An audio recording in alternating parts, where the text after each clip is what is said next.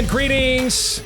Happy Wednesday. Welcome to the Steve Deace Show here live and on demand on Blaze TV, radio, and podcast with Todd Erzin and Aaron McIntyre. I am Steve Deace. You know, every day 17 Christians are murdered for their faith by Islamic terrorists in Nigeria. Your $35 monthly donation can save lives. Visit equippingthepersecuted.org to join the cause.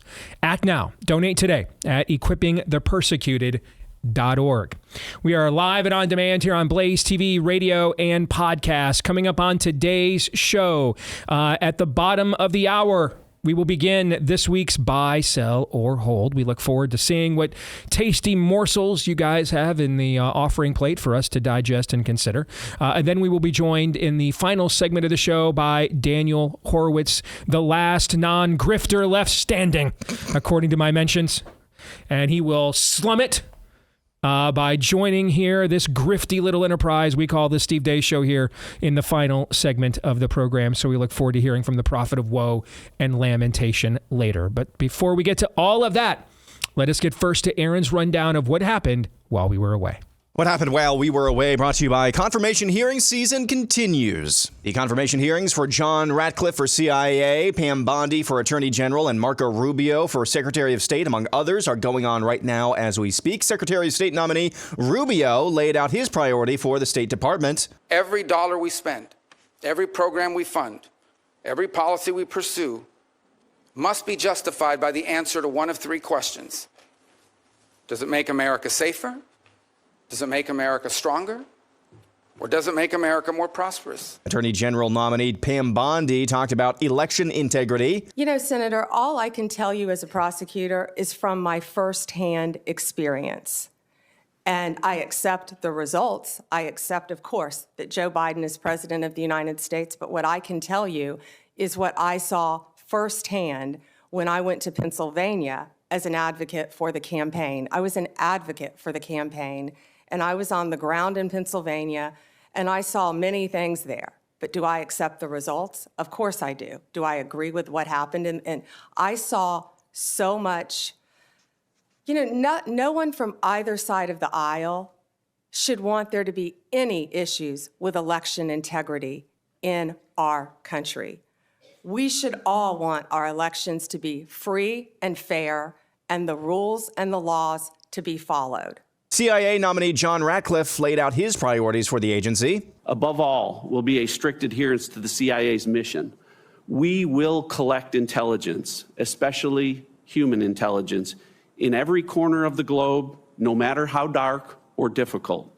We will produce insightful, objective, all-source analysis, never allowing political or personal biases to cloud our judgment or infect our products. Moving on, nearly every House Democrat voted to block the Protection of Women and Girls in Sports Act on Tuesday, despite the overwhelming opposition from Democrats. The bill passed the House with Republican support. The landmark legislation amends Title IX so that protections are recognized based on sex rather than the so-called gender identity an individual claims to adopt. Congresswoman Alexandria Ocasio-Cortez spoke out against the bill. Women are bleeding out in parking lots across the country to open up gender and, yes, genital examinations into little girls in this country. Trans girls are girls. I've played co-ed sports all the time. Assaulters love this bill, but also CEOs love this bill. Los Angeles is on fire right now. In Texas, that state's House of Representatives elected Republican Dustin Burrows as its new speaker. Burrows won his speaker race with more support from Democrats than Republicans. That sounds familiar. The Food and Drug Administration said it's banning the use of red dye number 3, a synthetic dye that gives food and drinks their bright red cherry color, but it's been linked to cancer in animals. The dye is still used in thousands of foods, including candy, cereals, cherries, and fruit cocktails, and strawberry-flavored milkshakes. And finally, a retrospective on Pete Hegseth's confirmation hearing for Secretary of Defense. Brother, we've all been there. Yes or no, you should not. Yes or no. Veterans organizations that will help our veterans get every damn thing that they deserve because they signed on the dotted line. For those of you listening, well, that's why you got to watch every now and then. And that's what happened while we were away. Indeed, that is visual confirmation that the only thing worse than the patriarchy, I promise you, will be the matriarchy. Indeed. All right, let's get to Aaron's montage and can I ask you two guys a question?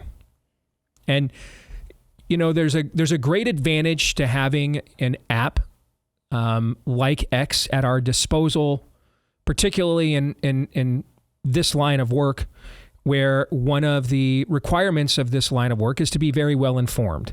And it would be much harder without a catch-all app like X to do that, right? Okay. Sure.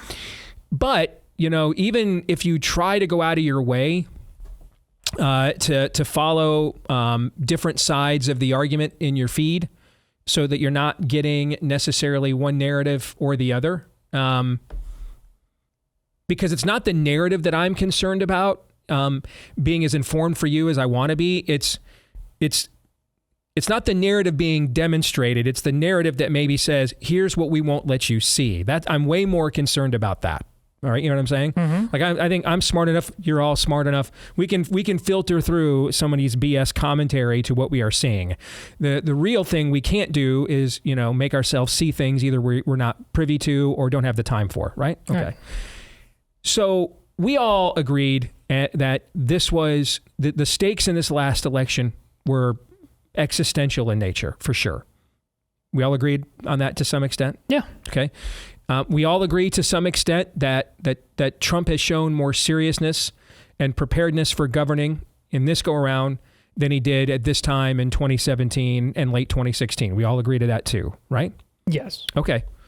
And we all saw that the Democrats wanted to win this election so bad they conducted an open coup against their own sitting president and then denied their own voters, while claiming to be the pro-choice party, they denied them a choice in who was going to actually succeed Joe Biden and rigged the entire thing in order to give themselves the best chance to win, clearly demonstrating they thought the stakes of this election were somewhat important and existential as well. Fair? Yeah. Okay. It's only been 2 days. It's only been 2 days. It's early. All right. But is there like serious questioning of Trump's cabinet officials anywhere? No. I mean, like anywhere. They're doing a huge favor to these cabinet picks. I agree. No, I think they're doing a disfavor to I think there are some things we would like to know, probably, right? Sure. Okay. But did you get drunk and say, kill all the Muslims? Okay. Well, that was a question asked of Pete Hegseth yesterday. Yeah. What's this racist symbol you have tattooed? It's the symbol over at the National Cathedral where we had Jimmy Carter's funeral a couple days ago. We were all at. Okay. Is this just, I'm a prisoner of the funnel of using X, and these are the kinds of things that both sides, for their engagement farming and clickbaiting, and it's easy to grasp? Or is there another level and layer of questioning going on here by and large that we're just not seeing because it's just more C-SPAN-y and boring to the average political consumer who prefers, porn to Gone with the Wind? I don't know. I'm asking. I'm asking this question. This is exactly because I want to make sure I'm not just consuming low-lying fruit when there's some other stuff available that maybe I'm just not aware of, and I'll go get it because I am wholly unimpressed. I have to tell you by the questions being asked. You didn't expect to be impressed, did you? I expected even on the demagoguery side. I expected a better demagoguery than this. I mean, this stuff is just clown college. This is clown college dropout retards. I mean, it's embarrassing. Frankly, I think they should take them off television. We're showing our ass to the rest of the world. Okay. It's embarrassing to even look at it. Aaron, what did you just say? This was just an important reminder of how utterly unimpressive these people are. Yes. Steve, this is Congress. This is it on both sides. When's the last time you were just really impressed? That's it. It's not often. No. This is who they are. I mean, I would think it would be vital to know some things given the stakes in the country but no one can rise above their own worldview, right? if you have the core worldview of Alexandria Ocasio-Cortez, and the Democratic Party does. Now, did I say they have all the beliefs of Ocasio-Cortez? Did I say that? No. Did I say they had all the postures and positions of Alexandria Ocasio-Cortez? Did I say that? No. But the core worldview that she articulated there, the fundamental worldview that would cause her to draw the conclusions that she did in that just rambling, literally psychotic collection of clips there that you assembled in the montage, Aaron, is that representative of the Democratic Party? It's insane. 100%. Yeah. 100% it is. Yeah. And here's the thing. They've been this way for a while, and quite frankly, they've won as often as they've lost with this. Mm-hmm. And when they win, they are merciless. Correct. When they lose in terms of an election, they know that our side isn't. So until our side, this time around, puts in place real consequences, actually does the thing on multiple fronts, they really don't have much of a reason yet to pivot. Now, there's a question of, are they even capable of pivoting? Because once you stare into the mouth of madness kind of thing. But honestly, now it's incumbent upon us to change the entire ballgame by being serious. You want to know what's scarier than every Democrat earnestly being for the elimination of gender, sex, and opportunities for women in society that they claim to be the people on the avant-garde for when you and I were kids, Todd? Mm-hmm. You want to know what's even scarier than that? Let me tell you what I think, at least what I think is scarier than that. What I think is scarier than that is I am very confident that there's probably upwards of 40 of those Democrats, maybe even a few more, that do not agree with this. That do not. And in the past, what would have happened is they would have voted for this because they were not the party in power, and it wouldn't have been their fault that it passed. You see what I'm saying? Mm-hmm. Okay. What's scarier than they would all earnestly be for it, what's scarier to me than that, is that probably a third of them aren't. But they would much rather prefer placating a demonic construct than defending their own daughters. To me, from an evangelism standpoint, from an argumentation persuasiveness standpoint, I just take this as someone that's done a lot of debates and done a lot of appearances on cable news channels that don't agree with me and NPR. I've done a lot of this. I would much rather go up against someone of real convictions that are wholly different than mine than go up against, than try to persuade someone who has decided that approval and affirmation from the group they identify with is the most important of their principles. Oh, for sure. Much rather. If we're both starting from a position that there is some form of objective truth, there is some form of moral certainty, okay? Some things are absolutist, all right? Then eventually my absolutes are the best ones. My moral certainties are the best ones. My objective truths are the best ones. Why? Because none of those are mine. They're all revealed by the only undefeated being in all of the universe.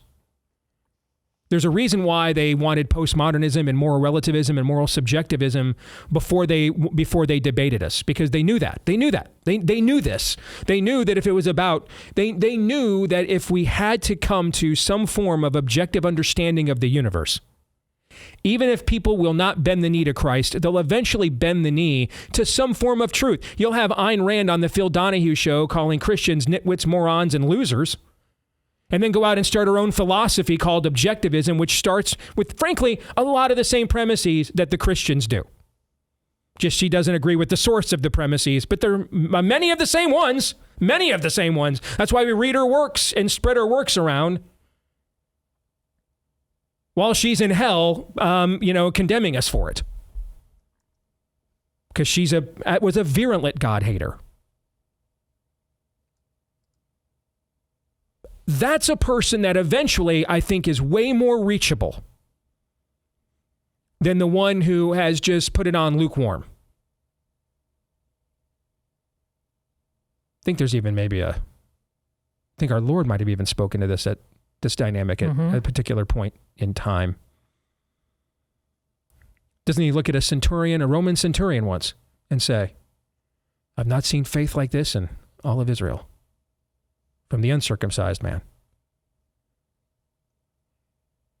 But when someone has decided that they cannot be bothered, that level of idolatry to association and affirmation with a group, my experience is that's an even more frightening workaround. I would rather walk in and debate a Satanist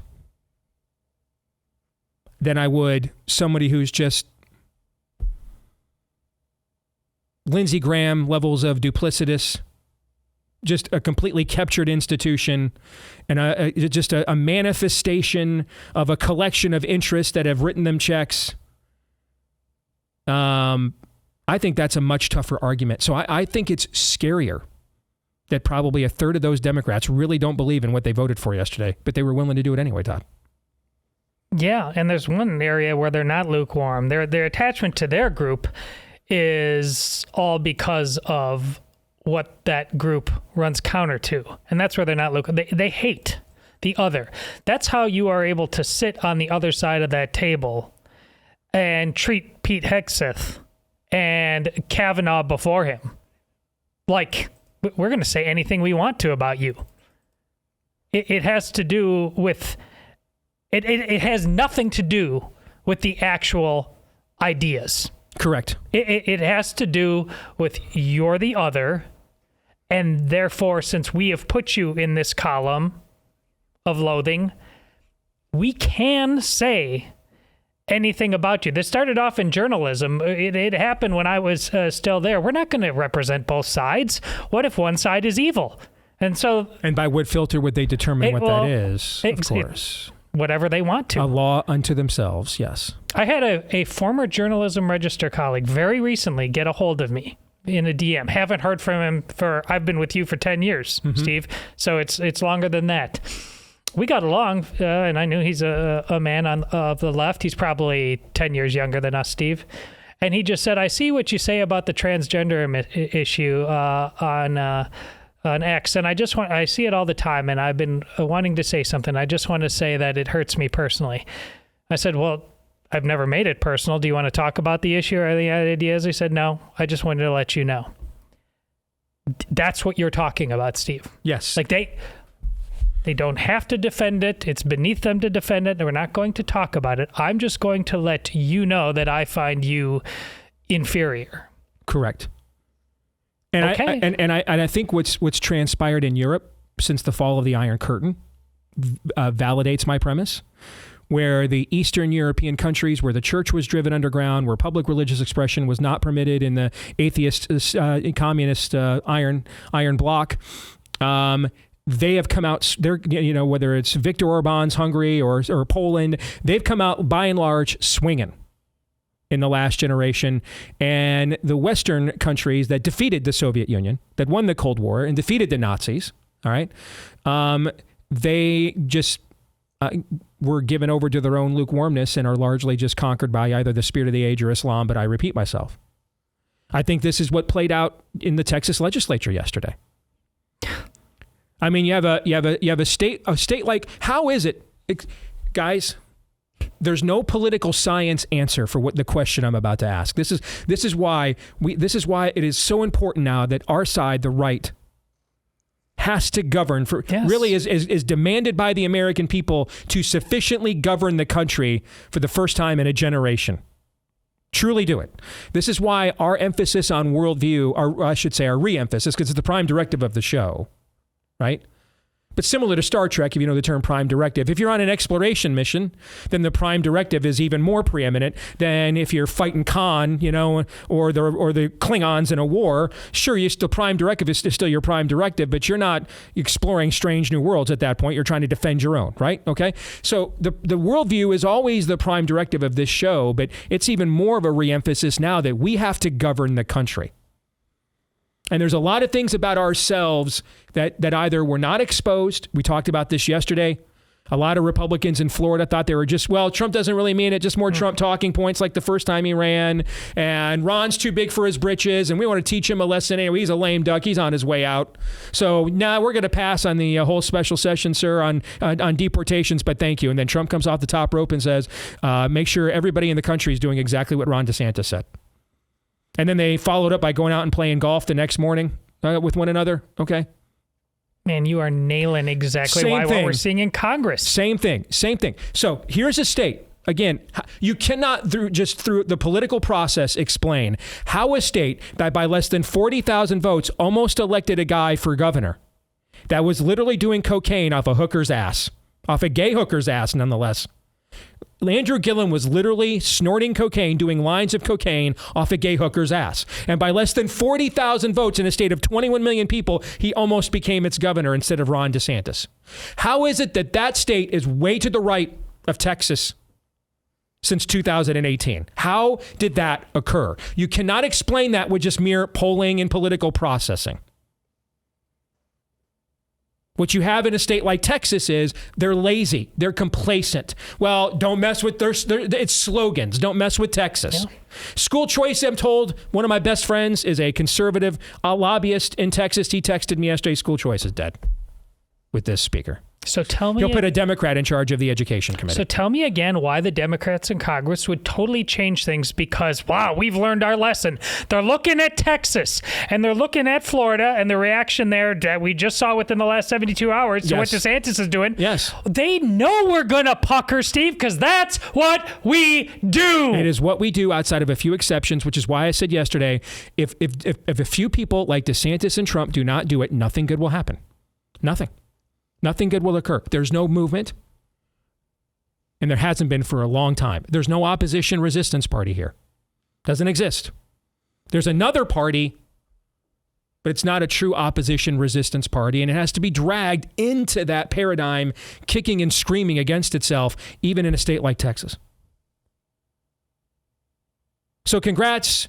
What is it? Something like a majority? I think Cruz got the highest percentage of Hispanic votes in his Senate reelection last year than any Republican has ever received in the history of the state of Texas. I think I read that in the exit polling down there.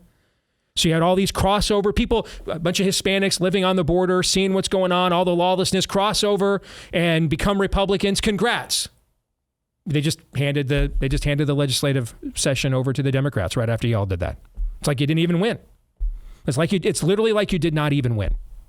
And they've done this before, where Democrats run key committee hearings. This would never happen in any of their blue states. Would never happen. Never. There is no critical threshold of minority status in California where Democrats would be like, sure, let's put the Republicans in charge of the Education Committee while we're the majority. Hell to the no. Would never happen. They would be more likely to abolish the California Department of Education before they did something like that. And it wouldn't happen in Vermont, and it wouldn't happen in Massachusetts, and it wouldn't happen in New York, and it wouldn't happen in Illinois, and it wouldn't happen in Washington State, and it wouldn't happen in Oregon, and it wouldn't happen in Connecticut, and it wouldn't happen in Rhode Island. It wouldn't happen in Minnesota, any other places. Hell, in Minnesota, Democrats are refusing to show up for the state legislative session so that you can't get enough people sworn in for the power to change hands after the last election. That's how they roll. But even in Texas, man, day one, just hand over the entire election results and just completely hand it over. And by the way, they've got a Republican governor down there, Greg Abbott. I mean, was he like vociferous about this and adamant, we can't let this happen. We cannot let the Democrats have control. We won a resounding victory. Quiet as kept. Quiet as kept, man. Quiet as kept. This is why I absolutely bristle at any argument that is just default jingoistic and like, just to unleash America's potential. There it is.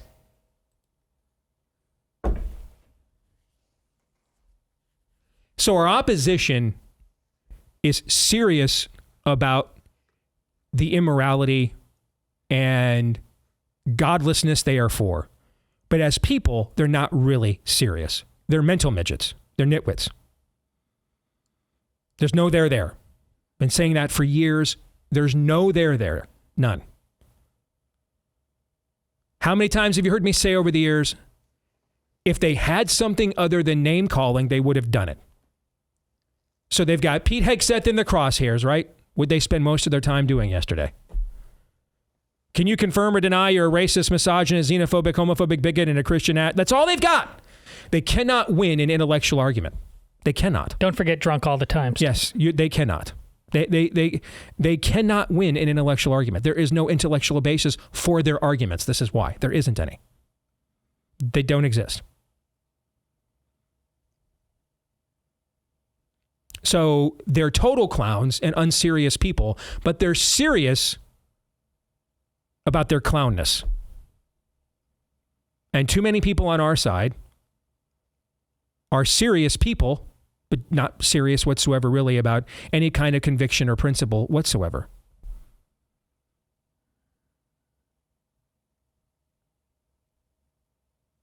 And I'll repeat what I said yesterday.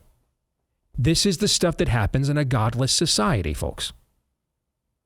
Whether you want to look at it as a post-Christian one or a pre-Christian one, you want to take the pessimistic route, the optimistic route, you can make that call. But either one of them would be a godless society. And therefore, the best that we can do, and believe me, we can do a lot worse. A lot worse.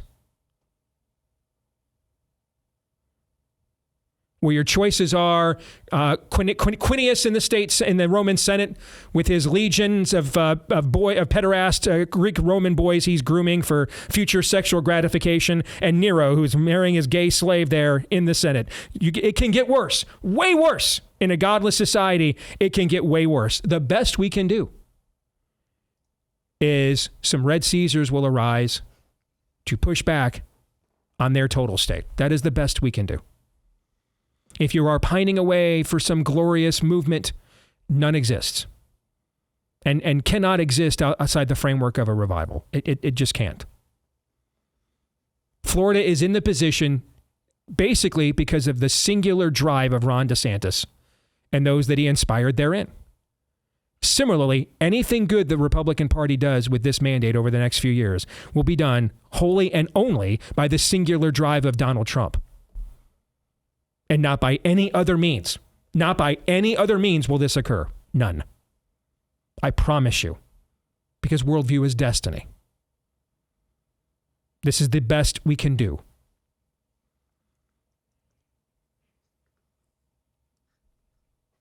Why do what moved our state so far to the right? Well, people like me helped to change the landscape on the ground in Iowa for years. But it wasn't until we got our own Red Caesar in the governor's mansion. And she was able to move the fulcrum to the right. That's how we got where we are. It won't happen any other way. The infrastructure isn't there. Ultimately, the will isn't there. The will is not there. I can't tell you on the radio what Sam Houston would do in response to winning a war and then having the people he won it for just take all the trappings of victory and just hand it off to the people he just defeated. I'd get everything on the Blaze band, but you know what the answer is. You know what he would do. You know what he would do. You know, Sam freaking Houston. Now we don't do anything. And so you can just have an entire election nullified in the Texas state legislature yesterday. Just completely nullified, like it never happened. I mean, Trump got the Electoral College vote, so thankful for that. But the rest of that election, really, it didn't happen. It's over. Rest of the election, that's all you got out of it, were the electoral votes for Trump and nothing else. And that, in a state like Texas, is a self-own.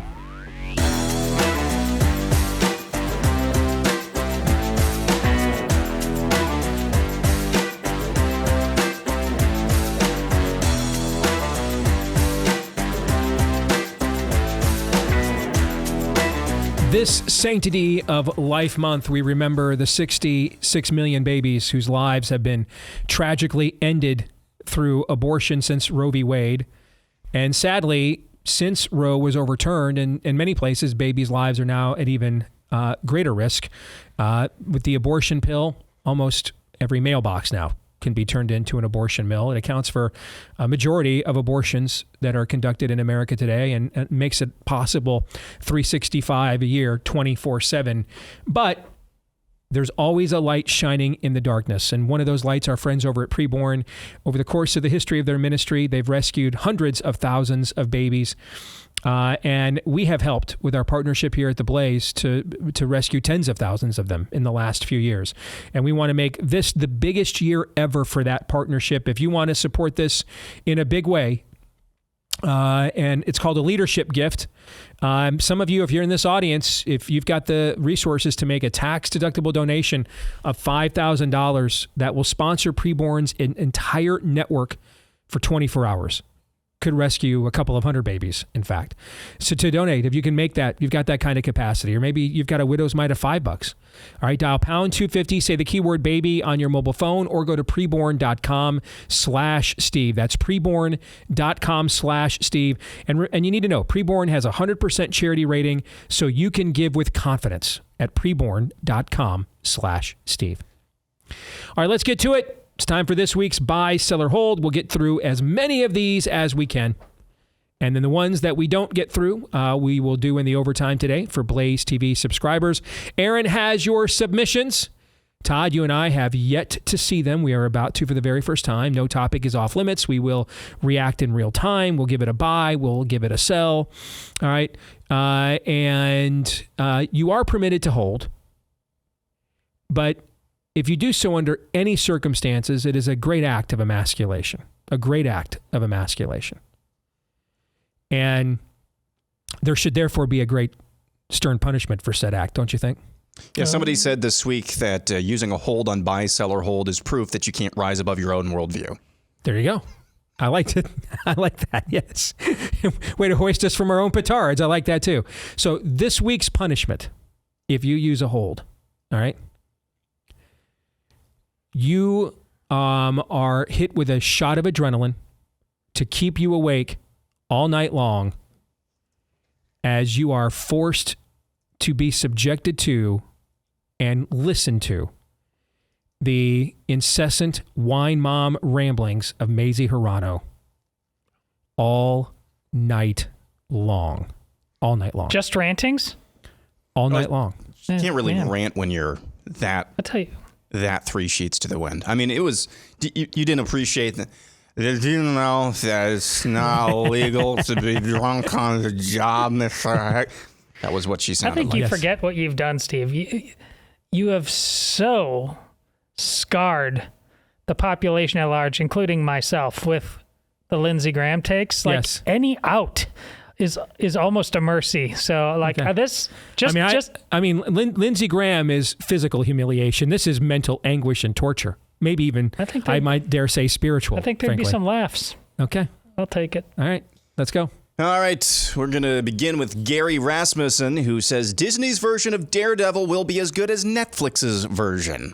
Gary says he's optimistic after seeing a trailer. So the trailer came out this morning. I've not yet seen it, so I can't comment on the vibe. I will say the first 2 seasons of Daredevil on Netflix, one of the best television shows in the last 10 years. The first 2 seasons were absolutely phenomenal. Phenomenal TV. The 3rd season, just okay, which is normally all right, but given the high standard of the first 2 seasons, they could have done better. Vincent D'Onofrio as Kingpin is incredible. I mean, he brings a lot of layer and nuance to him as a villain. So it's going to be, the bar is going to be high to match that. They are doing one of the most famous, maybe the most famous Daredevil comic line, and it was done by Frank Miller, who did The Dark Knight Returns, maybe the most famous Batman comic line. They're doing Born Again. And that's the theme. That's what they're going to adopt for this series. So they chose pretty high-end subject matter. And of course, that's a reference to the fact that Daredevil is one of the few overtly Christian religious superheroes that there are. Not just, I'm aware of faith and not hostile to it, or I'm not, but like it's an active as part of his character and his moral framework and the justification of whether what he's doing or not is righteous or not, and his conscience is constantly at war over that. So they're adopting that for a concept. So they pick the right one, but the bar is high. So I've got to say sell, just because I think the bar is too high. It could be really good and still not reach that bar. I've got to say I don't care. What I've said about these, I think the level of voyeurism that is in play here, where we're looking at courageous things and we feel no obligation then to take them beyond fiction, is troubling and perhaps intentional, because my goodness, we have had fictional lessons creatively done in multiple superhero universes that should be cause for us to want to be better people.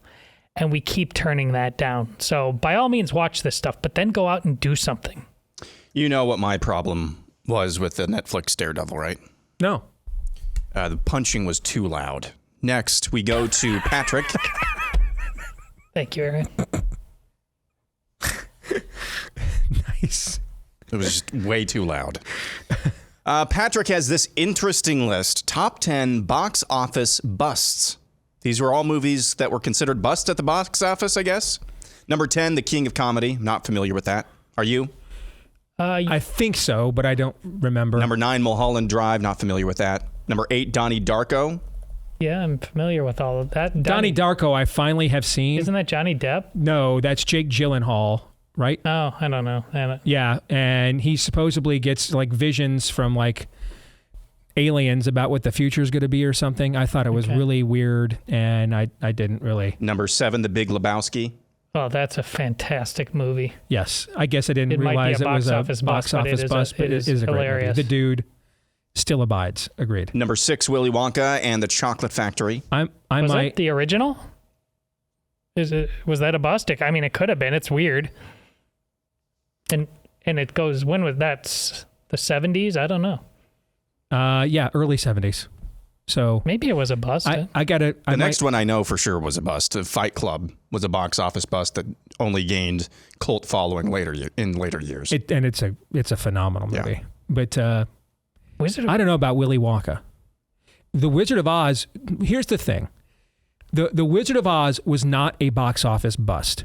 However, it was one of the most expensive productions in Hollywood history at the time. Sure. So it actually didn't become a profitable film. They would re-release it every couple of years after its initial release, I think in 1938 or 39. And it wasn't until its re-release in 1950 or something, I think it was, that it actually became a profitable film. All right. So it was not considered a box office bust in that era. Got to remember, you went to the movies for like a nickel back then. Okay. Not only that, the first Oscars were, I think, like 12 years before 1939, which is when this came out. And most of those, if not all of them, were like still silent movies. They were not. And now, 12 years later, you have Technicolor. Right. I mean, the leap. It was enormous. I mean, I've said this before. The scene where Dorothy opens the door to Oz lands even today, almost 100 years later. But if you want to say the movie wasn't profitable, because like, for example, Batman versus Superman made a crap ton of money at the box office. But given the amount that it cost to produce it and then the P&A, the promotion of that film, it was not a profitable film, Mm-hmm. So a movie that makes $500 million was not a bust at the box office. The problem is they needed it to make $1.5 billion because of the cost, and it didn't. And in a small way, that's kind of the issue with Wizard of Oz. So if you want to loosely say, therefore, that it was a box office bust, because it took numerous re-releases to be profitable. Okay, I guess we'll do with that, I guess. Next, we have Citizen Kane, Shawshank Redemption, and It's a Wonderful Life. So Shawshank Redemption, it took a while for that. It was another story of taking a while to make money. Citizen Kane, I'm not aware.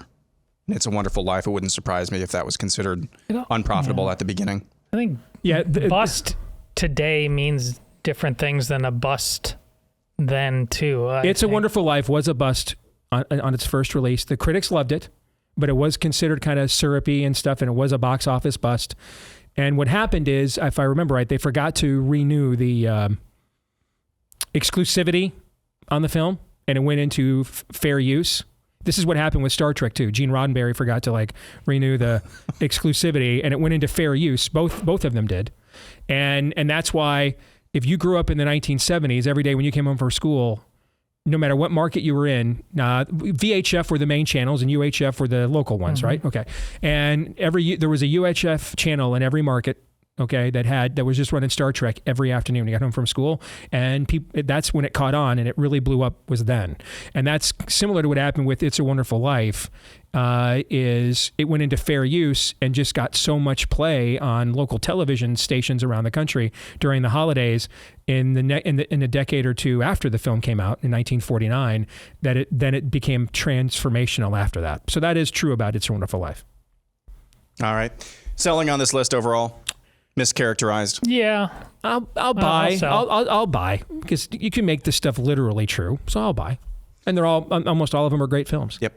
Next, we go to Ryan, the Christofascist, who says it is acceptable to find the churches of quote unquote Christian conservatives in politics that are extremely dishonest and do not represent Christ in His Word, and apply pressure to their pastors to exercise church discipline.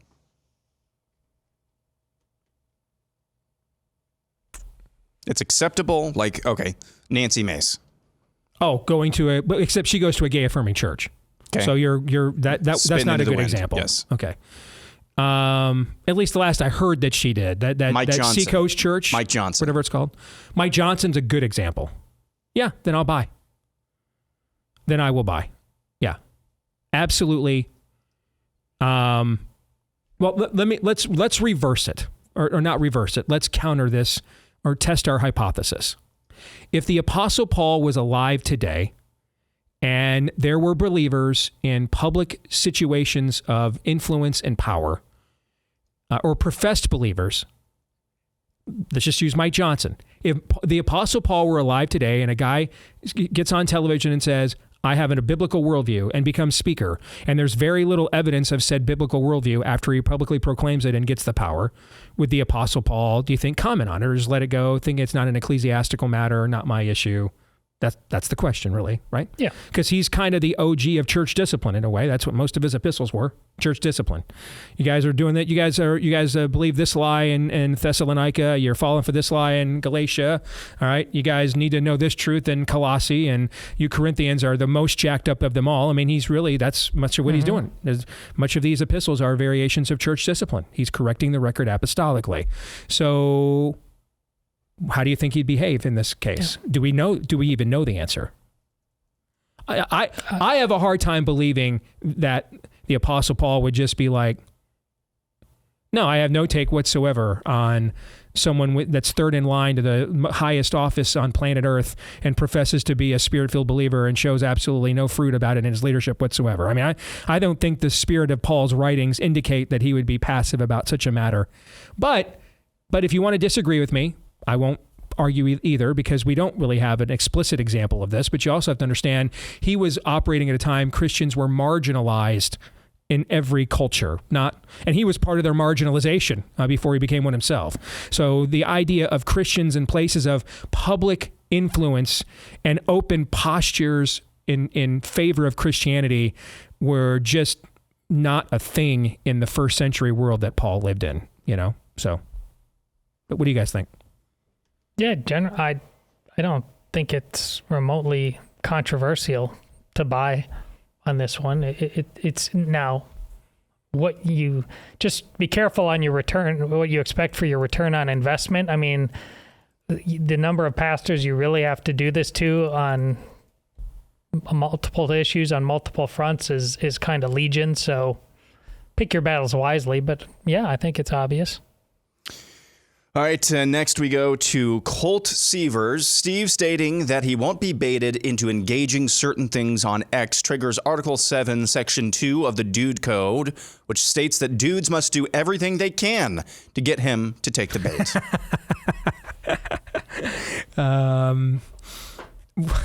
Well, then I'm not the one violating the Dude Code. I don't take my own bait. You guys have got to bait me. All right. So like even today, I come in and I see people I know are like skinning each other alive on X. And I'm like, can someone explain to me what this is about? And Aaron, you gave me some context on this I was not even aware of. And I was like, okay, not my thing, then I'm out. There's no need for me to comment on it. You know? So the Dude Code's kind of in tatters these days. I don't know. I'm going to sell. But I kind of think the Dude Code has a high regard for meekness. What is meekness? Power under control. And few things, I think, demonstrate more meekness than having the restraint to not engage yourself in things that are either uncertain, you have really no authority to speak to, no ability to influence whatsoever, and reserving your fire for those things that you can and do.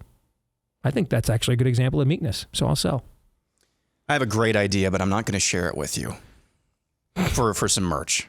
I'm going to keep it to myself this time. Okay. Next, we go to Alex Kochman. In 2 hours on Rogan, Wesley Huff did more to advance the gospel to unbelievers than years of cultural relevance and winsomeness struggle sessions ever did amongst the sweater-vested, pleated khaki-wearing evangelical elite. I will buy, without reservation, every syllable, dot, tittle, vowel, and consonant, and punctuation mark. I will sell. Not because, and I think he's getting a lot of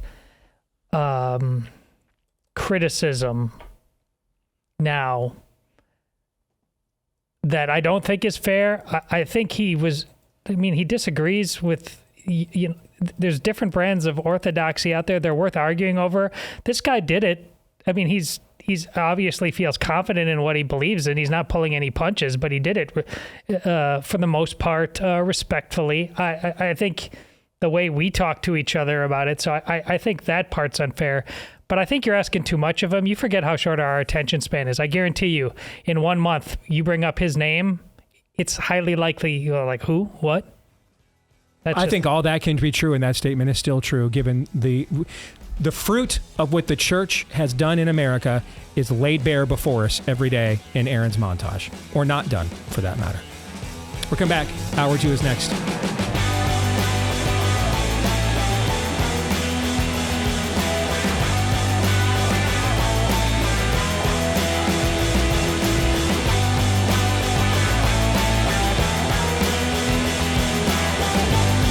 All right, back here with Hour 2, live and on demand on Blaze TV, radio, and podcast with Aaron McIntyre and Todd Erzen. I am Steve Deace, and you can let us know what you think about what we think via the stevedeace.com inbox. You can do so via the email steve@stevedeace.com, DEACE. Like us on Facebook, me, we, and Gab. Follow me at Steve Deace Show on X, Instagram, and TikTok. You can also, if you wouldn't mind, subscribe to our new YouTube channel as well, at Deace Show on YouTube. That's at Deace Show on YouTube. And then finally, if you listen to the podcast version and you like it, please leave us a 5-star review. And we thank all of you who did and have done that already. And then also make sure to hit subscribe or on iTunes follow. That'll make sure that every time a new podcast here drops, it shows up in your podcast feed. And thanks to all of you that have done that as well. We want to thank a brand new partner here on the show as well, Sweetheart Winery. Valentine's Day right around the corner. Let's be honest, finding the perfect gift is not always easy. But this year, we've got something that'll make it special, simple, and unforgettable for both of you. Valentine's wine from Sweetheart Winery in Loveland, Colorado, also known as the Sweetheart City, where the tradition of mailing Valentine's cards actually first became world famous. The winemakers at Sweetheart have put together 2 of their most romantic wines you'll find anywhere in the country. First, a rich, bold Alexander Valley, California Cabernet Sauvignon. Did I say that right? I did my best. Sauvignon. Yeah, so I did. I think. All right. I don't know. Which is the signature of Valentine's wines, full of deep flavors, velvety smoothness. Then they've paired it with their elegant, this is the one I'm going to butcher, Pinot Noir. Did I get that right? Pinot. I knew I was going to butcher it. All right. From the Santa Cruz Mountains on the Pacific Coast, one of the very finest in the country. These are world-class wines selected in California and perfected in the most romantic place on earth, the Sweetheart Valley of Loveland, Colorado. In fact, I'm going to try one of these tonight. Actually, I'm not doing 75 hard right now, so I can sample. I'm going to try one of them tonight. Probably the Pinot is the one I'm going to try tonight. I tried a Cabernet last night. You did, and excellent. Was it excellent? Took delivery yesterday. Thank I'll you. probably Yes. sample this weekend. All right. But Sweetheart Winery, by the way, they don't stop there. Every order comes with a handwritten love note crafted with care by one of their wine ambassadors on a beautiful card. You tell them what to say on your order. They'll create something truly heartfelt. Plus, your gift includes a gorgeous postcard explaining these wines were made in Loveland, the place that celebrates love year-round. Folks, it's a no-brainer. Order right now at sweetheartwinery.com, just like it sounds. sweetheartwinery.com/love, and then use the code DACE to get 15% off. That's code DACE to get 15% off at sweetheartwinery.com/love. sweetheartwinery.com/love. Use the promo code DACE to get 15% off. All right, let's get to it. Aaron, more buy, sell, or hold. All right, we'll continue on with Emmanuel Mueller, who says Trump will at least set the stage for the fall of the Chinese Communist Party, just as Reagan set it for the end of the USSR. So just settle down. I would settle for Trump setting the stage for the fall of the U.S. Communist Party. Yeah. At this point. Yeah, I mean, Okay. and you're actually belittling the accomplishment of bringing the USSR down. I mean, that was a monumental task. Nothing was sure about it. It wasn't just one president. It was Pope John Paul II. It was Margaret Thatcher. I mean, it happened even like, a different kind of person, Gorbachev coming in and at least opening certain doors. You're just keep your eye on the ball, okay? Let's not have delusions of grandeur here. I will sell too, but the spirit of your post that things are about to get way tougher for China than they were the last 4 years. That I agree with. Sure. Okay. I wouldn't take it to the extent that you did in your thing, but the spirit of it, I can see where you're coming from, but I will sell, even though I see the spirit of what you're saying. Buy, sell, or hold, China has everything hacked. Like everything. Closer to buy than sell. So, I mean, we should be thinking along those lines. I'll sell. I think if you said they have too many things hacked, I'd buy that, but I'll sell on same thing. I might agree with the spirit of your proposition. I just think it's carried too far. Next, we go to Steve Hamill, who says the American church has failed by changing love the sinner, hate the sin to love the sinner, tolerate the sin, or love the sinner, celebrate the sin, because tolerance or something. Well, I mean, yeah. I mean, the Bible does not teach love and tolerance. It teaches love and repentance. And those are two totally different things. I mean, you're kind of restating in your own way a premise that we asserted on our show throughout the course of last year, which is the great heresy in the church of this era is they have taken love your neighbor as you love yourself. They have made it the prime directive of the church. And either love the Lord your God with all your heart, soul, strength, and mind is either second, or it's just not even on the menu at all. And if you do that, if you remove the holiness and righteousness of God from your understanding of what it means to love your neighbor as you love yourself, who your neighbor is, what love is, because God is love, but love is not God. He gets to determine what love means, not us. If you invert those things, then you'll devolve into people pleasing and affirming people under any circumstances whatsoever. So in many respects, you're kind of restating that premise, and since it's my premise, I'll agree with it. I'll buy. Yeah, you had me at the American church has failed. So, I mean, I was lectured this week that the sign of the cross is idolatry. So we're not good at this. Next, I'm going to go to Caravan DLM, who says Democrat girl bosses were the biggest losers of the Hegseth confirmation hearings. Second biggest losers were Americans with the ability to hear. That is a good summary. I'll buy. Yeah, I'll buy, but that's like exactly what I expected to happen. All right, moving on, we go to Dr. Warren Albrecht, who says RFK Jr. will not survive nomination or confirmation. Sell. I'll sell too. I will sell as well. What the FDA, are they just trying to steal his thunder today? Banning red dye number 3? Right. I mean, I know it's not the exact same organization, but why didn't we do this 5 years ago, 2 years ago, a year ago? We knew it back then. He said something recently I've just never even known or considered that I would love further elaboration upon if and when he gets in as HHS secretary. Something like 30, I think he said something like 30 different ingredients that show up often in our food and food processing. Yeah. That the same products, when they are sold, even the fast food joints, or just, processed food in a grocery store, that those ingredients are not found anywhere else. Not in Western Europe, not in Canada, not in any other industrialized nation. I would love more elaboration on that.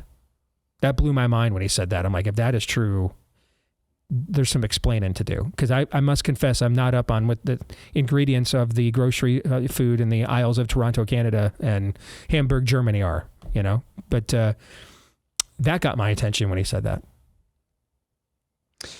All right, moving on. Clinton Shaw says, Trump eliminating daylight savings time highlights how people have become too lazy to adjust their clocks twice a year. We are way too comfortable, Clinton says. I'm going to sell on this. There's nothing. I'm for. I don't care which one we eliminate. I don't. But what I don't like is half the year getting less sunlight than I need to, just for my own mental health. That's why I'm going to Arizona for a week next year. I need more sun as I get older. I have to see the sun more, and that's not unique amongst people as we get older. But we are robbing ourselves of sunlight in half the year for various reasons. Many of them are simply just not applicable in the society we have anymore. I mean, the time zone, I'm sorry, not the time zone. The daylight savings time and standard time are relics like collect call charges fees. They're from an era that simply does not exist What's anymore. Evidence of being way too comfortable is the fact that people put up with stupid things like this. Yeah. That's the evidence of being way too comfortable. So I don't really care which one we eliminate. My preference would be to eliminate which one makes it so that the sun doesn't rise in Iowa, during the winter until like 8:30 in the morning. That would be whatever one is that eliminates that. That's my preference. Yeah, I just think it's a perfect symbol, though, of the modern American zeitgeist. I mean, every year, as long as I can remember, ranting and raving about this, and then nothing happens. That's America, baby.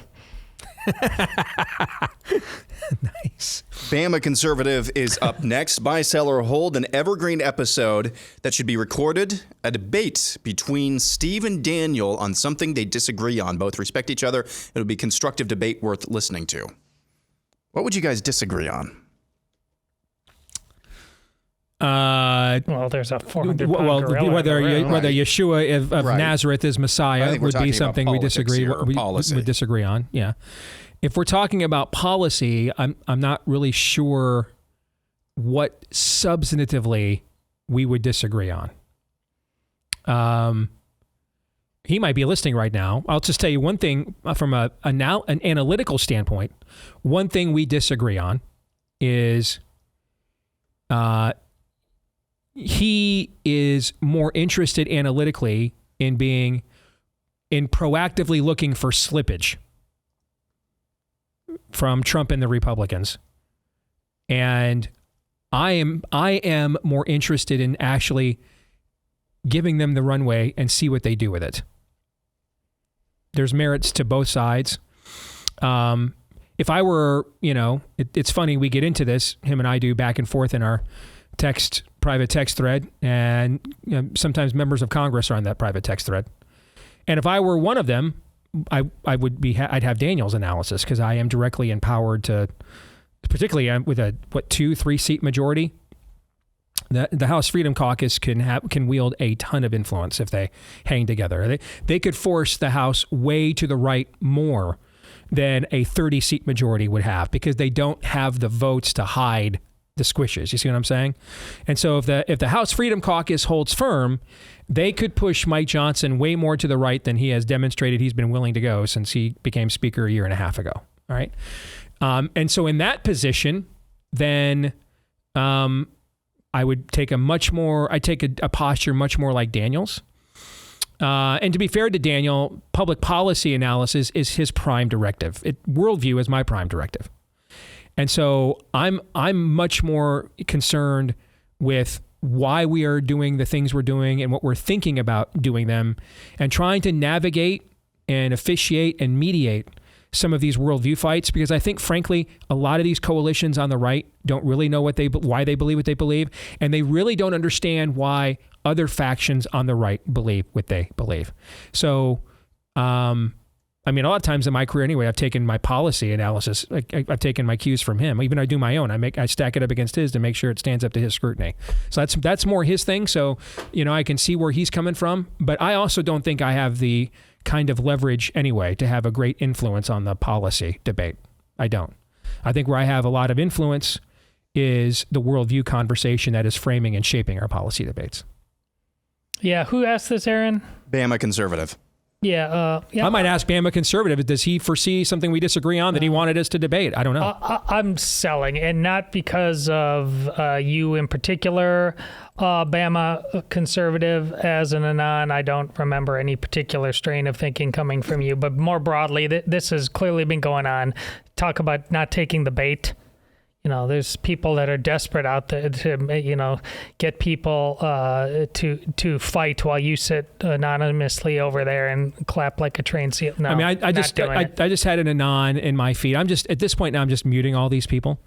I'm old enough to remember when Steve Deace and Glenn Beck and Mark Levin fought the MAGA infiltration of the GOP. Well, they got in charge and did a better job as president than any of the Bushes we previously secured. But even if that did not happen, in the guy's own bio, it says still with DeSantis. Ron DeSantis, folks, is doing way more to support Donald Trump than I am even capable of doing, even if I tried. Even if I went full, complete, total grifter, it would not even approach the level of support Ron DeSantis has shown Donald Trump. He's raised tens of millions of dollars for him. All right. I'm not getting invited to go to the Army-Navy game with Donald Trump. Ron DeSantis is. So you're not even serious about your own anti-MAGA crusade if you've got still with DeSantis in your bio and you're bringing up positions we had 8 years ago before Donald Trump ever held office or did anything, and yet in real time, while DeSantis is golfing this morning or yesterday with Donald Trump, and they've teamed up on immigration policy, you're not a serious person. In fact, you're probably a heavily dishonest one, either to others or yourself, but I repeat myself. Yeah. Next up. And don't call me. Don't call me in the future. Don't. Con Cowboy. I used to say, if you're in trouble, I'll still help you. No, I won't. You just need to know that. I won't. Don't call me in the future. When they come after you, lose my number. Don't call me. Don't. I won't be helping you. Thank you. Con Cowboy. With this one, Christians in name only are a bigger issue than Republicans in name only. 100%. Wouldn't change a dot or a jot or tittle, a syllable, a punctuation mark, consonant, or a vowel. The reason we have one is because of the other. Correct. One is the reason for the other. Correct. Yeah, bye. Okay. Next, Judd Noel says it's possible Adam and Eve were not the first humans to ever live in the cosmos. So. It's not possible at all. Yeah, no, they were definitely, at the very least, they're among the first humans. But there's, I don't know what you would base the possibility that they would have forebears on. I would need to, I have to reject that out of hand unless you give me more specifics. All I can say is it's possible that they were among a broad, but they are there at the beginning. Aaron, I'm curious, why did you select this? Because I thought it was so far out of left field that it was interesting. I wanted to see I was wondering if there's an angle that I was not aware of, but no, it's not possible. It's not. So. Next, we go to Aaron. Denmark would do absolutely nothing if the USA annexed Greenland. Well, I mean, do you count a crying, whining member, Denmark, Prime Minister of Denmark, a sternly worded letter, a detailed Twitter thread of rebuke? I mean, do you count those things as doing nothing? If you do, then I'll buy. If you don't, then I'll sell, because that's all they would be able to do. They're not empowered to do anything. Yeah, I think I have the exact same analysis of that. Although, I haven't. Now, I would count those things as nothing, so I'll buy. But, that's what opposition usually is nowadays. Sternly worded letters, detailed, whiny laments threaded out on X. Okay, I'm sorry, Blue Sky. No, all right. Yeah. So that's all that. There's nothing else they could do. Let's give them, as Americans, let's not be the ugly Americans. Let's to give them a chance to make an ass out of themselves if they want to. But this doesn't have to be a fight. It just could be a tactical maneuver that ends up benefiting both. Yeah. All right, next we go to Jeff Gibson, who says, Carrie Underwood singing America the Beautiful at the inauguration will send chills down your spine and inspire more artists to publicly display their support for Trump. I think the former is a lock. The latter, I don't know. I'm not in that subculture. So John Rich recently was saying there's a lot of country singers, a lot of singers who are privately very supportive of Trump, but don't remember, have the I told you stones. guys we're doing Hall of Fame tours, when we did the Country Music Hall of Fame and the Rock and Roll Hall of Fame in 2023, and the Country Music Hall of Fame was way more woke than the Rock and Roll Hall of Fame. I mean, way more. Not even close more woke. Not even close. Okay? So there's an entire rainbow wing of the Country Music Hall of Fame that the Rock and Roll Hall of Fame does not have. Okay? But I'll buy, because I definitely believe the first one. If you have not heard Carrie Underwood's rendition of How Great Thou Art, you should bless your soul today and go and find it and listen to it. I mean, it is soul-stirring level of performance. I'll buy. I think this does have the potential, and it could have been. It wouldn't, not necessarily because of her. It could have been anybody else. Just the moment and realizing that there's it doesn't mean I'm going to go get my GOP card, but I'd like to move on. I think that, we'll see more people like her doing things like that. Some Call Me Tim says Vance DeSantis is the most likely ticket in 28. I'm just going to sell. I'm where Todd is. I'm where Todd is, and I'm in the First of the Nation caucus state. I am where you are. Why? We have to win this year. We have, guys, we just had an entire political party vote to let men invade women's locker rooms, okay? And that's and do God knows what before they even get on the field and go, dude looks like a lady, bearded lady act on them. We have to win this year. We have to win this year. We have to. If we don't, we will lose 40 House seats in the Senate next year. And then effectively, except for a few things like foreign policy, the Trump presidency will be over at the end of next year. Over. We have to win this year. Stay on target. Stay on target. All right? We're not playing Empire Strikes Back right now. We got to blow up the Death Star, guys. That's the mission. All right? We're not doing Jedi training. We're not skipping ahead in the story. We have to blow up the Death Star, guys. So we're in the trench. Stay on target. Trump isn't even president yet. I know, and we're doing this. I know. This is there's a whole cultural thing going on amongst men.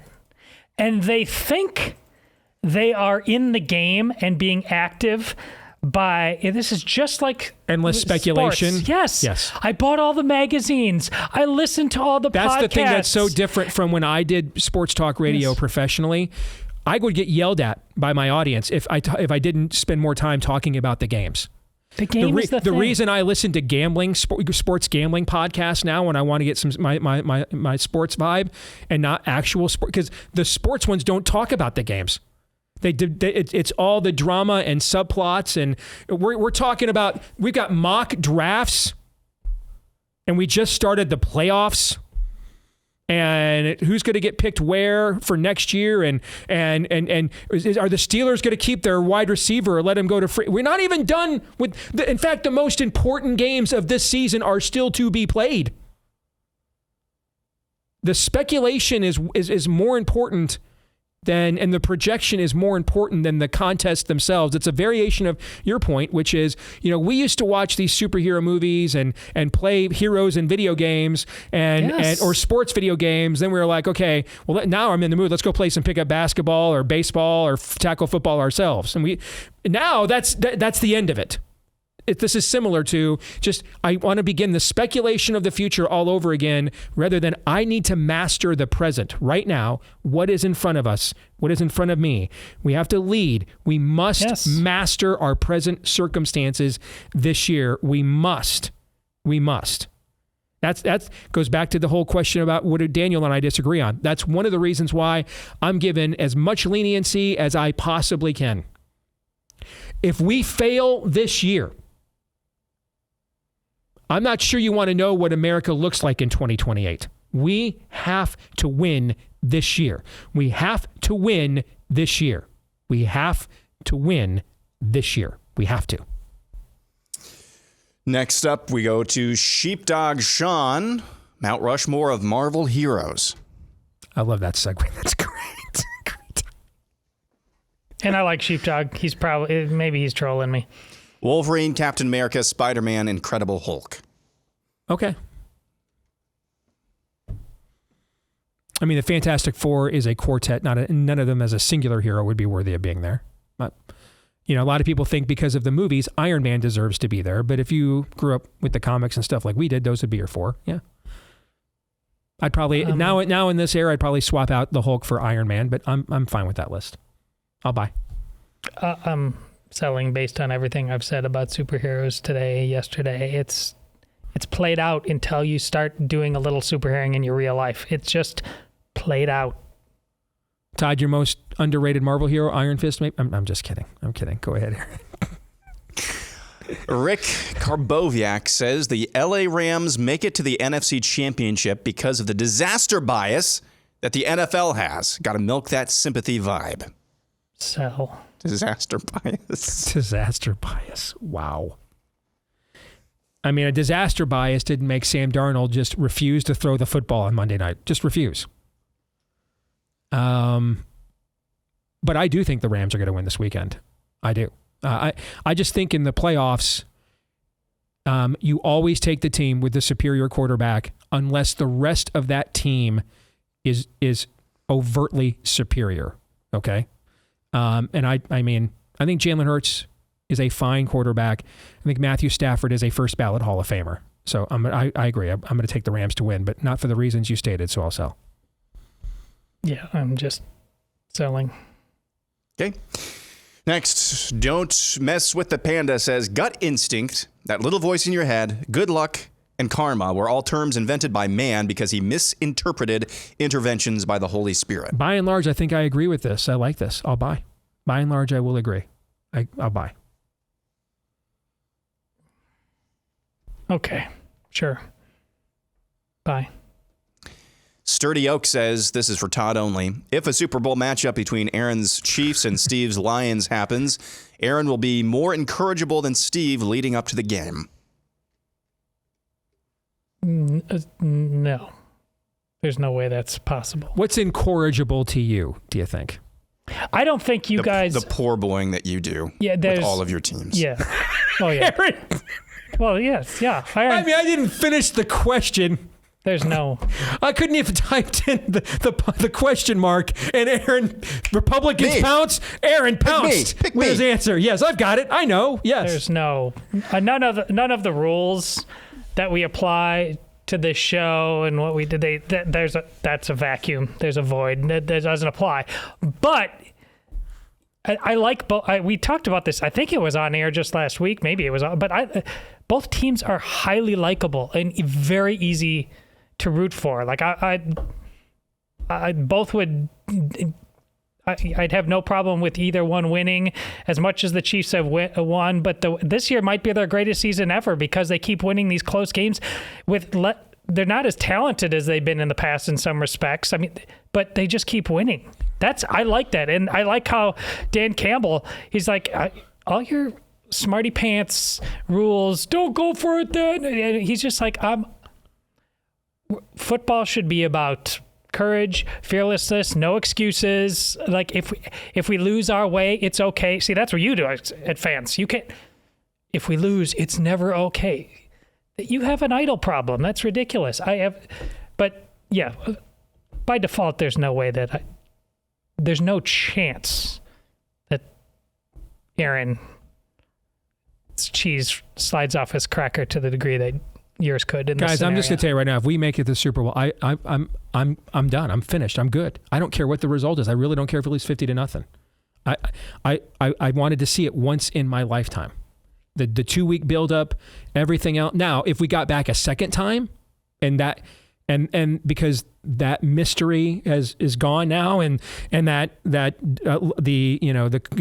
we got back a second time, then it would just be a football game to me. And then all of the vices that you described. He's doing it. I just described. I know. I'm not. In the middle. All in the middle vices that you described, you would come. But you're not watching the game now. In the middle of the game, this is the worst thing that's ever happened. And then 5 minutes later, this is the greatest thing that's ever happened. And then 5 minutes later, this is the worst thing that's ever happened. That's exactly what would happen. And you know what? I don't have to get. It's on your feed. You actually write it down. You type it yourself. No one else does it to you. You're like, enter into my mania, people. I mean, all right, you guys clearly feel pretty strongly about this. No, I'm just I'm like the guy in the hushed tones on the Serengeti, and there you are. It's like there's Steve Deace is in his natural habitat. Like the Earth First guy. The people of Earth First. Shout out to the trees in the forest. Yes, nice. Okay, should we do one more? John Hensley says the NFL will finally release John Gruden from the penalty box, and he'll be coaching again by 2026. Bye. And they should. By what ridiculous standard? I have no idea by what standard. Out? Yeah, I have none. The Jamel Hill standard? I think essentially criticizing in his communications the league's leftward bent. That's what it is. Yeah, that's exactly what it is. And listen, I loathe it. I loathe it. I can't stand it for all the reasons that you know, but like in terms of the boxes you have to check to get back in, him basically going the whole Pat McAfee, Dave Portnoy route here by being on these dumb shows. I'm just a dumb fat sports bro like you guys. Yep. That's exactly how he'll get back in. Yeah, he's rehabilitating his image. That's why I said for sure. Absolutely. That's how he's rehabilitating his image. Correct. Yes. All right, we'll come back. Daniel Horowitz will join us, and he'll bring the woe and lamentation when he does. Stay tuned.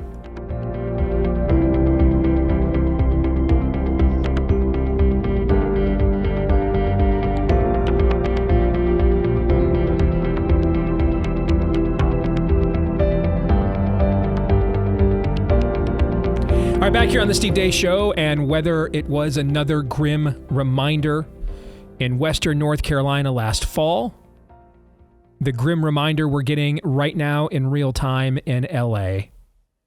We need to be prepared. And we are just not in an era anymore where, despite its largesse and unprecedented coercive power, that we can trust the government to be there for us, to help us, to save us when we actually need it to. And that's why you want to get aligned with our friends over at My Patriot Supply. That's what I finally did. I mean, we've been talking about their emergency food kits and the like on our show for several years. And it was finally when I just saw the ongoing tragedy in Western Carolina that I finally just said, hey, I'm not just going to be a pitch man now. I'm a customer. I'm in, And you just never know. You never know when it's where you live, where you reside's turn to be that could never happen here as it happens here.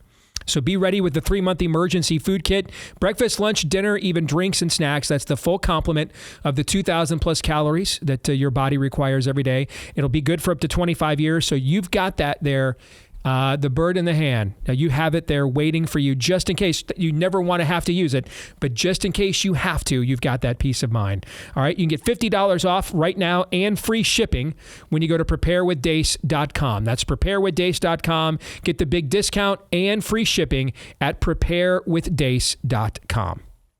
Let's welcome in our good friend and colleague, the prophet of woe and lamentation himself, Daniel Horowitz. Good to see you, brother. How are you? Ready to retire. Yes.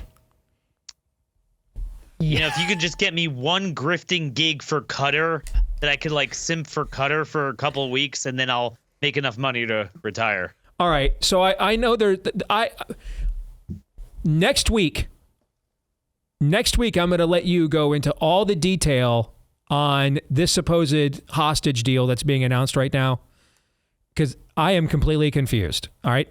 We've got colleagues claiming this morning it's a terrible deal the Biden administration is doing. We've got other colleagues in this business saying this is Trump's deal. Okay. And these are two different people with massive followings. Said it's Trump's Trump deal. is saying it's his deal. Yeah. The terms make no sense to me. I don't know why Bibi would even agree to this on any level. I want to see everything in finalized writing before we analyze this. And that's just not going to happen right now. Yeah. But I promise you, that's fair. Next week, when we do get all of that, I'm going to open the forum up and let you give any analysis you want on it one way or the other. I just want to see everything first. Fair? Sure. Okay. Let's talk about what you are the most and least. We're heading now into Monday's Inauguration Day. By the time you and I talk again, Donald Trump, unless they try to kill him again, will be officially the president of the United States for a second time. And what is it that now that you've seen the transition team, you're looking at cabinet appointments, the hearings of the confirmation hearings have begun this week. What is it that you are the most concerned about first? And then what is it that you are the most enthusiastic about second? So what I'm most concerned about, I think, are two things that often merge, which I think they did merge with this Qatari deal, is I believe there is a shadow cabinet that is full of very wealthy donors, often international donors or tied in with international money, that will make the official cabinet worthless. Because the cabinet, as we see, as you've always said, we've noticed, it's from the get-go much better than his first term. Like, you don't have Tillerson and Mattis as Secretary of Defense and State, which they're more like not even Republican. Whereas Rubio and Hegseth are definitely a lot better, and certainly would never approve or support a deal like this. But nonetheless, it goes through. There is a shadow of, and this in is fact, Rubio said at his pardon me just for a second, Rubio said at his confirmation hearing this morning that he cannot possibly envision how Israel could even coexist with an organization on the earth like Hamas. He said that in his confirmation hearing this morning, in fact. No, exactly. I mean, never have we lived in a time where there is such universal recognition in the abstract to do the right thing, but literally while they're saying it and the ball is in play in practicality on the field, the opposite is being done by their man, and there's like nothing. The world stops. I mean, I'm confused too. It's surreal, but it's this shadowy, a little bit of Arab money, tech money that I'm very concerned about on an array of special interest spending, social issues, immigration, foreign policy. Are you like in Steve Bannon zone? I will go to war to make sure Elon Musk never gets into the White House, which apparently he's actually got a Doge office in the White House now. Is that an example of where you're at? Okay. Well, I mean, I would go to war with the propositions and the issues. I mean, as far as the man, that's a done deal. He'll be there, and he's the least offensive of the lot there. So there's that. If you want to go specifics, obviously immigration expansion, blowing the lid off the deficit. So taking Biden's baseline and just going to town on it. There's going to be $300 billion in emergency aid. There's going to be $120 billion in 2-year defense spending increase. There's going to be $100 billion in needless border funding when it's a policy issue, and then the $4.2 trillion, tax cut extension. Most of it's good, but all that in exchange for some offsets that they're trying to find, even though they said the whole government's a waste, but then now they're scrambling to find it. So there's that. And then mixed into it is this desire to be the man to solve the left's issues. I want to be the one to solve the dreamers. I want to be the one to get rid of the debt ceiling once and for all. I want to be the one to create the Palestinian state. That sort of mindset is a very big concern. I will tell you this. In Trump's first term, he was... there was this concern, and you certainly had it, and a lot of people had it, when he came on the scene, like, who is this guy? He's like a Democrat. He's going to be subversive. But you take his first term, and it was more or less like a typical establishment Republican administration. Some areas a little worse, some areas even better. But, certainly wasn't a Democrat. And a large part of that was because the Democrats were so viscerally against him.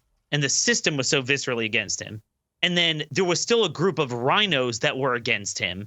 So it created this polarization that he could only move so far left just because they didn't let him. They were against him. So he had to be a native son of the right just because the left made him the right. You look now, say what you want. Maybe it's a good thing. But all opposition has collapsed. I mean, you look in the media, you look among Democrat figures, you look among global elites, you look among corporate leaders, they're kind of like, this is okay. So there's no backstop there to that happening. So that is what I'm concerned about, that if we make it clear that whatever comes out of this admin on any issue, it's based, no matter what it is, we have a big problem. Because we become Netanyahu. What the left could never accomplish, what the left could never leverage, he could leverage over us. Okay. Like, if he wants amnesty, you and I know, Steve, he will get amnesty. And we will not have the leverage to stop it midway if we don't really build the fortress ahead of time. What is it you're the most excited about?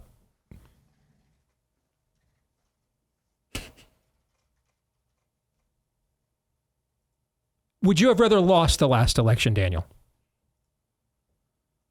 I mean, look, Steve, you were with me in person election night. I mean this from the bottom of my heart.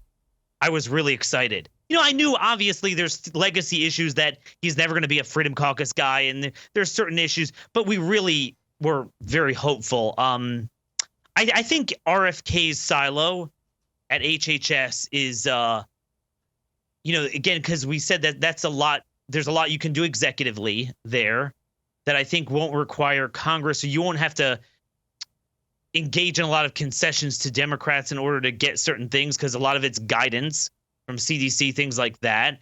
But again, remember, there is this shadow cabinet. So that's a theory you have. We don't know that, but that's what you think based on what you're saying. Well, I mean, tell me, explain. You know what? Somebody wanted a debate. Didn't somebody ask for a debate, Aaron, during Buy Sell or Hold? Yeah. Let's give it to him. Daniel, explain to me how it's possible we will know how a cabinet that has not been seated yet will behave. How could we, or how would we possibly know that? How would we know the future before? So you're. I'm not talking about the future. Do you think Pete Hegseth? I'm talking about what the hell he's been saying. All these people are they all are up there, and they all know. They know going in it's a facade. Did they all know going in it's a facade? Words that come out of his mouth. What's that? I'm not supposed to believe the words that come out of his mouth. Whose mouth are we talking about? Trump. I am taking his statements. When did Trump say, I have a secret Qatari cabinet? When did he say this? You have Scott Witkoff, who negotiated this deal. Okay, that's open source. I'm not making that up. Marco Rubio and Pete Hegseth. Pete Hegseth said 2 days ago at the confirmation hearing, they should totally destroy Hamas. Mm-hmm. Okay? Rubio said it this morning. Yeah. Clearly they were not involved in any of this. And this bagman who golfs with him, who got $623 million in a real estate deal from Qatar, Witkoff, is the one who got it done. I mean, all sides agree. Tony Blinken thanked him for it. I hate when people project things because they don't follow things. I wish that were true. I am looking at what's happened. I was not expecting any of this, Steve. I was not expecting the debt ceiling thing. I wasn't expecting the H-1B thing. I wasn't expecting the Dreamers thing. I wasn't expecting that Chip Roy and the Freedom Caucus would be on the hook for challenges, but the Main Street Caucus, which is the Rhinos, are now a seat-in. I was not expecting this. I really wasn't. I had my issues from last administration. I had my concerns. I had things I didn't like. I really was not expecting the last 2 months. So that has you believing the last election, therefore it's already over, essentially, for you. No, that's my point. See, everything is about retrospectively judging. Well, so it's prospectively. We need to start saying, hey, a little bit of a course correction here. Because if we wait until every last issue is signed, sealed, and delivered, then it is too late. So my point is, we're at a crossroads. You're right. The good news is it doesn't have to be this way, and things could really change. So for example, let's take H-1B. That's pretty emphatic. We see the statements, we see the players, right? This is not some secret information I have. I could sit and wait until it happens, or we could say, look, we need a course correction. It's not too late. That's my thing, prospectively. We're not going to get everything on every issue, but what I'm concerned about from watching the last 2 months is that there is not a single thing that will elicit a course correction, and that bothers me. Well, you got a course correction on H-1B. First of all, Vivek Ramaswamy has disappeared from planet Earth. This is the least amount we've heard of from Vivek Ramaswamy since we first heard of Vivek Ramaswamy. Trump backed Elon Musk publicly. 24 hours later, Elon Musk greatly walked back his own with restrictions and everything else. So I do think you got the pushback and the response to it that you wanted. In Trump's case, he's got a difficult thing. He cannot afford to make an enemy out of Elon Musk. That's just a reality. He can't do it. That's the price of the partnership. He can't do it. Musk controls the largest platform on planet Earth, and Trump would not have won the election without him. All right. So this would be akin to Martin Luther saying to Gutenberg, stop printing my ramblings. Well, Gutenberg would have been dead and buried by the Roman Catholic Church the next day, Luther would have been without the protection of Gutenberg getting his information and his content out to the masses. So this is the bargain struck here that at least for this year, maybe moving forward, that won't be the case. But at least for this year, the reality is that Trump cannot afford to alienate Elon Musk. He just can't. I mean, he is in control of the largest truth-seeking platform on the earth, the largest exchange of information and news platform on the earth, and he wouldn't have won the election without him. And so, what do you say in order to not immediately give the media, and the media wants to break this duo up, man, okay? They want them to go Hall & Oates right now, all right? And so they want that to happen. So what can I say where I don't embarrass Elon Musk, okay?